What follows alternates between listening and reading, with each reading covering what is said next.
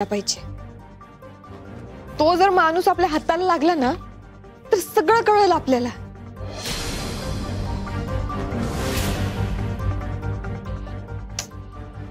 कुठं गायब झाला काय माहिती। कुठं काय असं ना, इकडे अमेरिकेत असं ना, नाहीतर आफ्रिकेत, त्याला उडकून काढायलाच पाहिजेत बघ।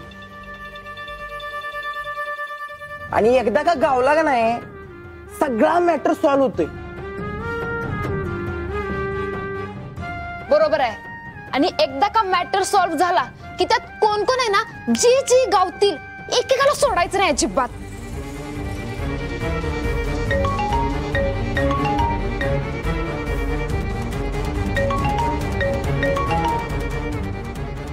हॅलो, हाय हाय हाय हाय हाय हाय हो हाय।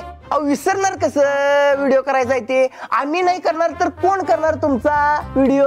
हा लक्षात आहे, हा लक्षात आहे। हा ठेवू काय?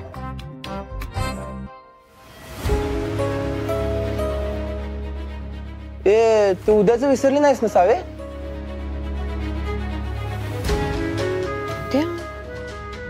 अगं ते बायकांचं ते नसते काय सण कार्यक्रम, ते काय मी पण विसरलो बघ नाव। वटपौर्णिमा। आणि बायकांचं म्हणजे? अरे एवढ्या मोठ्या मनानं पुरुषांसाठी उपवास धरतात बायका। हा तेच ते वटपौर्णिमेनिमित्त एका ठिकाणी जायचं आपल्याला कार्यक्रम कव्हर करण्यासाठी।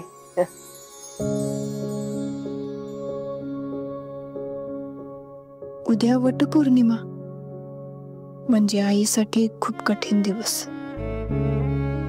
तिच्यासोबत दिवसभर थांबायलाच लागते। तिला आज मोटिवेट करून उद्याच्या पूजेला तयार करणारच।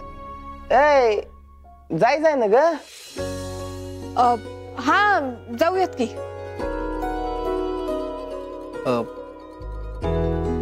मी एक विचारू काय? अहो एक काय विचारताय, 10 विचारा, 10 उत्तर येऊपर्यंत विचारा। हे वटपौर्णिमा हा सण नेमकं काय असतो?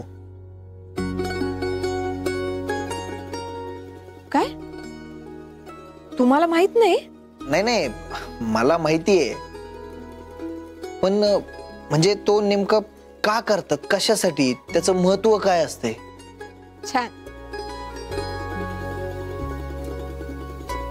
वटपौर्णिमा हा सगळ्या बायकांच्या आयुष्यातला खूप महत्वाचा सण असतो।